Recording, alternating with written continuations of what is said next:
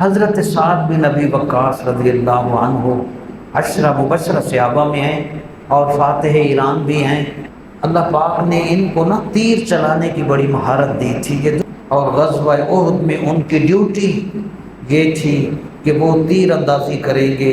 محبوب کریم علیہ السلام حضرت سعد بن ابی وقاص کو جب تیر اندازی کا، تیر پھینکنے کا، دشمنوں پر میزائل پھینکنے کا جب حکم دیتے تھے تو میرے نبی کی زبان حق پر یہ لفظ تھے، حضور کریم علیہ السلام ارشاد فرماتے ارم سعد فدا کا ابی و امی، اے سعد دشمنان اسلام پر تیر پھینک، اے سعد تجھ پر مجھ محمد کے ماں باپ قربان۔